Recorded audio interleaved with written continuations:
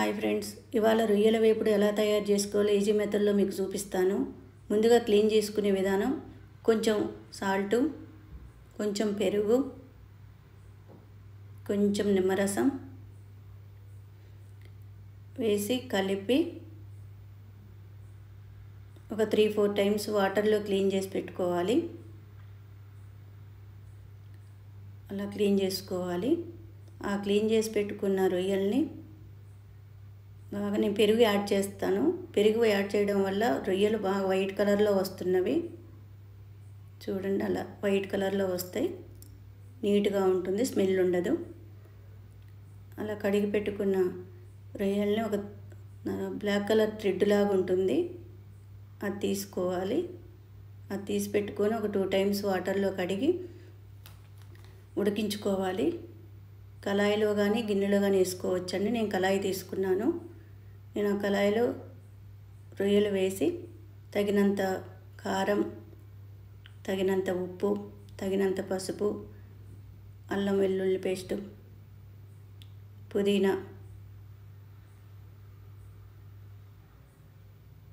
పుదీనా వేసుకొని కలిపి చిన్న ఫ్లేమ్లో పెట్టుకోవాలి స్టవ్ మీద.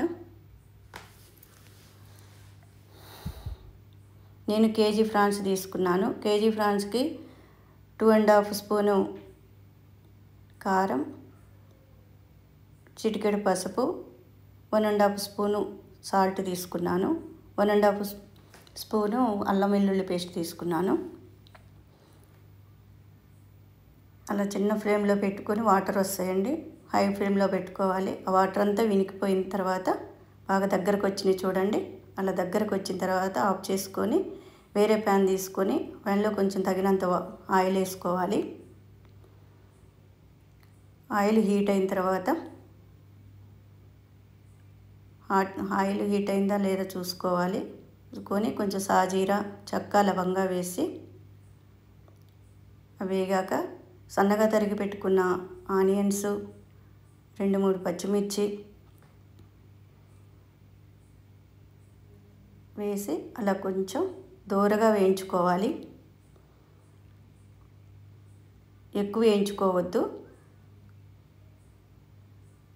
దూరగా వేయించుకొని అలా చూడండి బాగా కొంచెం దూరగా వచ్చినాయి. కొంచెం చిటికెడు పసుపు వేసుకోవాలి. పసుపు వేసుకున్నాక ఉడకబెట్టుకున్న రొయ్యల్ని అలా వేసుకోవాలి.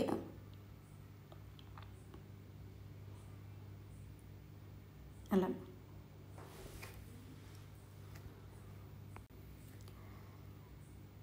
అవి వేసాక కొంచెం దగ్గరికి వచ్చిన తర్వాత మనకు తెలుస్తుందండి, బాగా దగ్గరకు వచ్చేది. ఒక 15 మినిట్స్ అలా వేయించుకోవాలి.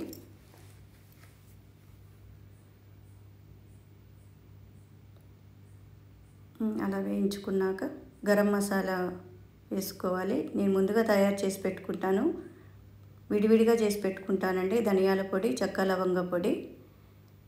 నేను ధనియాల పొడి ముందుగా వేసాను, ఆ తర్వాత చెక్క, లవంగ పొడి వేసాను. ఒక 5 మినిట్స్ అలా వేడి అవ్వాలి.